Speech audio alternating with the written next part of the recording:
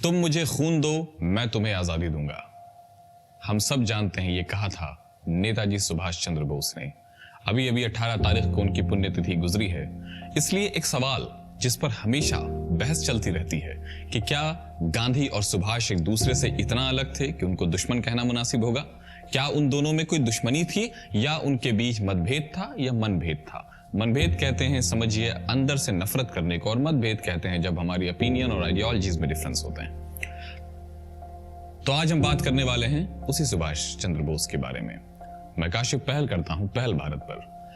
अब मैं आपको जिस चीज पर, जिस मुद्दे पर सबसे ज्यादा ले जाना चाहता हूं वो ये है कि आजादी के संघर्ष को लेकर अक्सर ये बहस छिड़ती है, खासकर जो पॉपुलर मास है उसके बीच ये चलती है कि कंट्रीब्यूशन किसका है आजादी में? क्या महात्मा गांधी का कंट्रीब्यूशन है या सुभाष चंद्र बोस का? यानी बाइनरी क्रिएट की जाती है कि जैसे सुभाष बाबू महात्मा गांधी के दुश्मन थे या महात्मा गांधी सुभाष बाबू के दुश्मन थे, जबकि सच्चाई यह है कि महात्मा गांधी को राष्ट्रपिता सुभाष चंद्र बोस ने कहा था, उन्हें बापू सुभाष चंद्र बोस ने कहा था।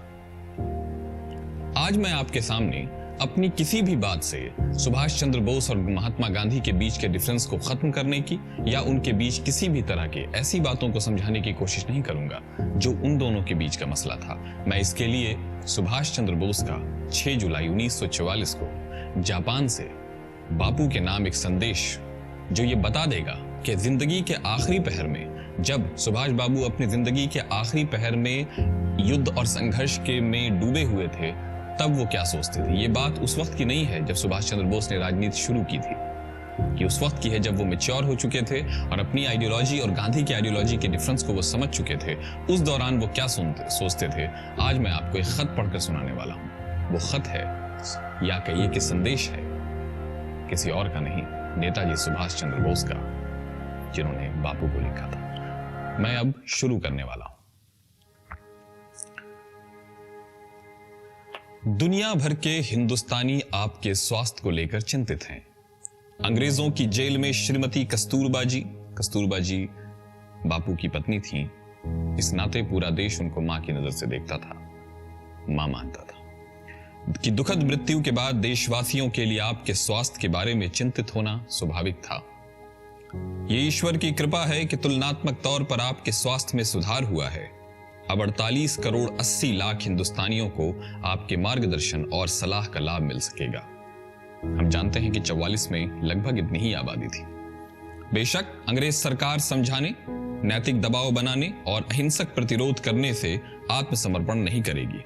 यानी यहां पर आपको क्लियर कट दोनों के बीच में जो विरोधाभास था, या कहिए कि जो एक तरह से मतभेद था, जो बापू के बारे में नेताजी सोचते थे कि नहीं, गांधी के रास्ते से आजादी तो नहीं मिलने वाली, लेकिन गांधी की नीयत, गांधी की कार्यकुशलता और गांधी का विजडम, उसके बारे में कभी भी नेताजी को कोई शक नहीं रहा, कोई शुबा नहीं रहा। देखिए वो क्या कहते हैं। बेशक अंग्रेज सरकार समझाने, नैतिक दबाव बनाने और अहिंसक प्रतिरोध करने से आत्मसमर्पण नहीं करेगी, लेकिन जब आपने दिसंबर 1929 की लाहौर कांग्रेस में स्वतंत्रता प्रस्ताव का समर्थन किया है, भारतीय राष्ट्रीय कांग्रेस के प्रत्येक सदस्य के सामने एक समान लक्ष्य पैदा हो गया है।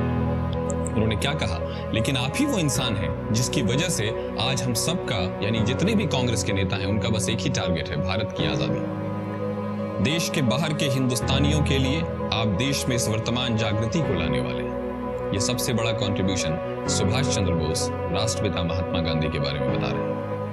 सारे विश्व के सामने वो लोग आपको वो स्थान और सम्मान देते हैं जो आपको मिलना चाहिए। विश्व के लोगों के लिए हम भारतीय राष्ट्रवादी एक ही हैं। ये देखिए कितनी खूबसूरत बात है। उन्होंने क्या कहा, हमारे रास्ते अलग अलग हैं लेकिन हमारी मंजिल एक है, और जो मंजिल पे खड़े लोग, या कहिए कि मंजिल तक जो हमें फॉलो कर रहे हैं, मंजिल तक जो हमारे साथ पहुंचना चाहते हैं, वो मेरे और आपके बीच कोई फर्क नहीं करते। वो बस यही समझते हैं कि ये भारत के सिपाही हैं, भारत की आजादी के मतवाले हैं। आपका रास्ता और मेरा रास्ता कुछ भी हो सकता है, मंजिल एक है जो आपको मिलना है। विश्व के लोगों के लिए हम भारतीय राष्ट्रवादी एक ही हैं, जिनका जीवन में एक लक्ष्य, एक ही आकांक्षा और एक ही प्रयास है। 1941 में भारत छोड़ने के बाद मैं जिन देशों में भी गया, और आपको पता है ज्यादातर ये उन देशों में गए जहां अंग्रेजी प्रभाव कम था, अंग्रेजी प्रभाव से मुक्त हैं, वहां आपको उच्चतम सम्मान से देखा जाता है। ये नेताजी सुभाष चंद्र बोस महात्मा गांधी के बारे में बता रहे हैं। ऐसा सम्मान जो अन्य किसी भारतीय नेता को पिछली शताब्दी में नहीं मिला है। उनके कहने का मतलब है कि उस वक्त के जितने भी बड़े बड़े नेता थे जो भारत से संबंधित थे, वो गांधी के सामने कहीं नहीं थे। असल में जो देश ब्रिटिश साम्राज्य के विरोधी हैं, उनमें आपके महत्व और आपकी उपलब्धियों की 1000 गुना कदर की जाती है। क्योंकि हम जानते हैं कि ब्रिटेन जो है वो कहीं ना कहीं गांधी से खार खाता था। उसको पता था कि यही वो इंसान है जिसने हर हिंदुस्तानी को ये लालच दे दिया है कि तुम आजाद हो सकते हो, और ये बता दिया है कि ये देश तुम्हारा है, यहां तुम्हें नहीं डरना है, यहां तुम्हें किसी किस्म की कुंठा में नहीं रहना है। यहां कुंठा में वो रहेंगे जो बाहर से आकर यहां गलत तरीके से साजिशन इस देश की सत्ता पर बैठे हैं। बनिस्बत उन देशों के जो स्वतंत्रता और लोकतंत्र का मित्र होने का दावा करते हैं। आपने सुना होगा, मित्र होने से मतलब है मित्र देश। आपको याद होगा सेकेंड वर्ल्ड वॉर में मित्र देश कहलाते थे इंग्लैंड, फ्रांस, रूस, अमेरिका। ये चारों के चारों जो लड़ रहे थे जर्मनी, जापान और इटली से, ये अपने आप को मित्र देश कहते थे और कहते थे कि हम लोकतंत्र के प्रहरी हैं। और ये लोकतंत्र के ऐसे प्रहरी थे कि पूरी दुनिया में अपना उपनिवेश बनाकर घूम रहे थे, पूरी दुनिया के संसाधनों को निचोड़ रहे थे, गरीब किसानों और गरीब मजदूरों को निचोड़ निचोड़ कर खा रहे थे। ये वो लोकतंत्र के प्रहरी थे, उन पर तंज कसते हैं। देश के बाहर रहने वाले भारतीयों और भारत की स्वतंत्रता के विदेशी मित्रों के मन में आपके प्रति जो आदर है वो 100 गुना अधिक बढ़ गया।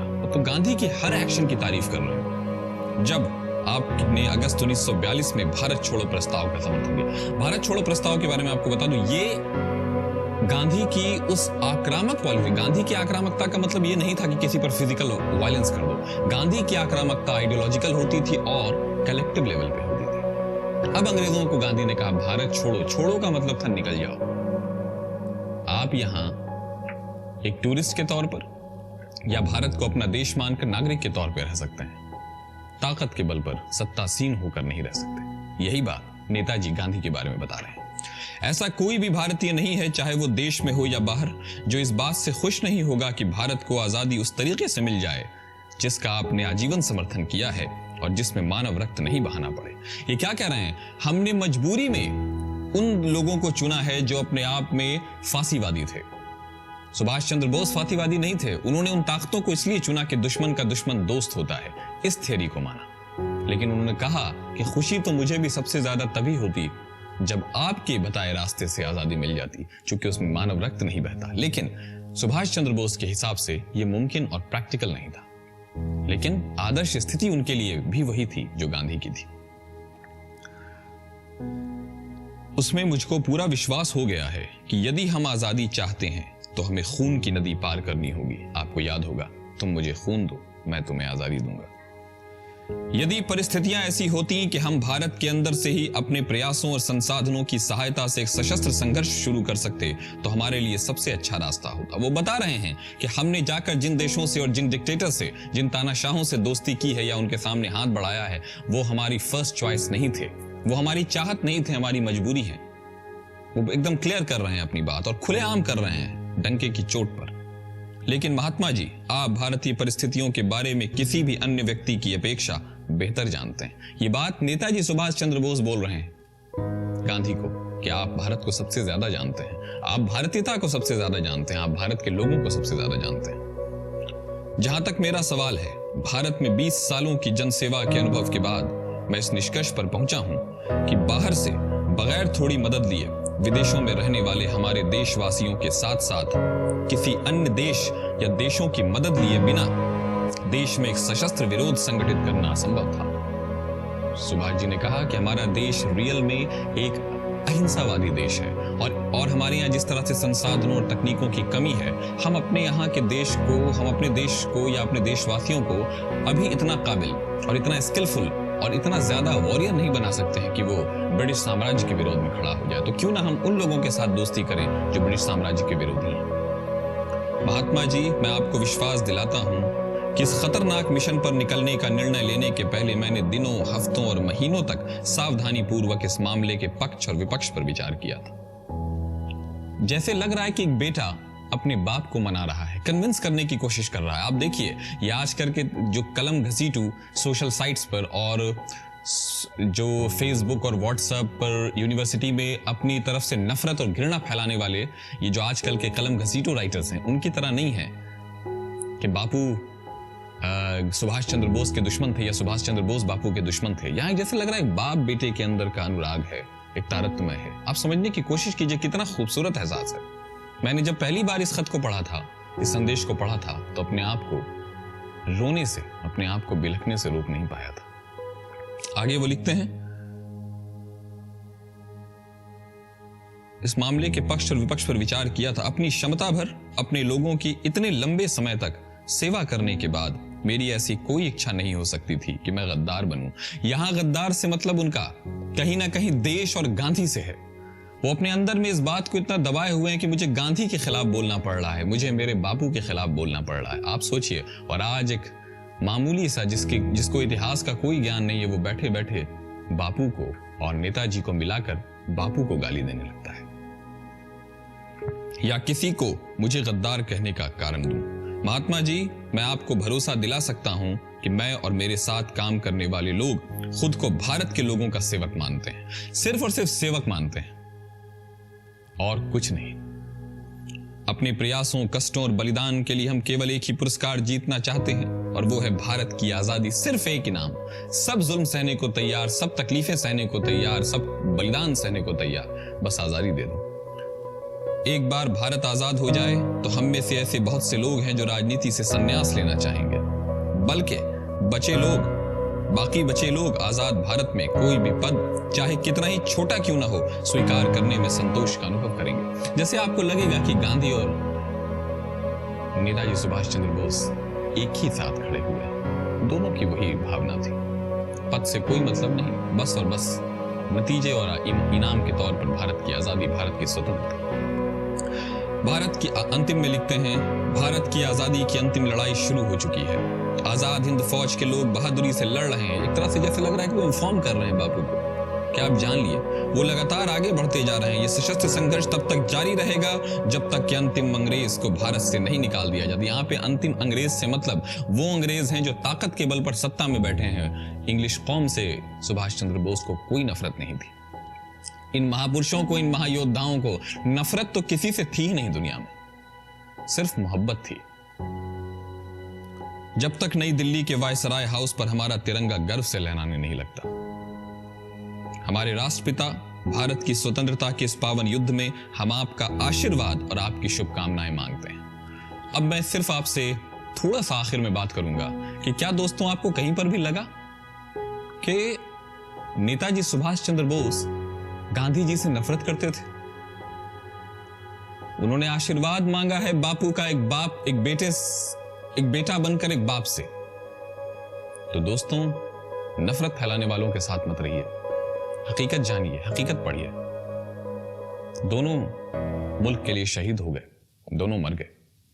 तो बने रहिए हमारे साथ पहल भारत पर। हम आपके लिए और भी ऐसे इंफॉर्मेटिव वीडियोस लाते रहेंगे, और आपकी जो भी कमेंट्स हों, आपको जो भी जानने की इच्छा हो, हमसे बहुत दिनों से ये मांग की जा रही थी कि हम बापू और सुभाष चंद्र बोस के बीच के जो रिश्ते थे, या जो उन दोनों के बीच आजादी को लेकर, आजादी किसने दिलाई? आजादी सबने मिलकर दिलाई है, वो कलेक्टिव एफर्ट है। उसमें एक एक सिपाही का हाथ है, जिसका नाम इतिहास में दर्ज है उनका भी है, और जिनका नहीं दर्ज हो सका, जो कहीं किसी मिट्टी में, खाक में मिल गए, जो खाक और खून की आंधी में खो गए, उनका भी नाम है। बने रहिए पहल भारत के साथ। और आखिर में मैं कहना चाहूंगा कि दोस्तों, हमारे चैनल को सब्सक्राइब कीजिए। जरूरत है आपकी हौसला अफजाई की, जरूरत है आपके समर्थन की, जरूरत है आपके सपोर्ट की। बने रहिए हमारे साथ।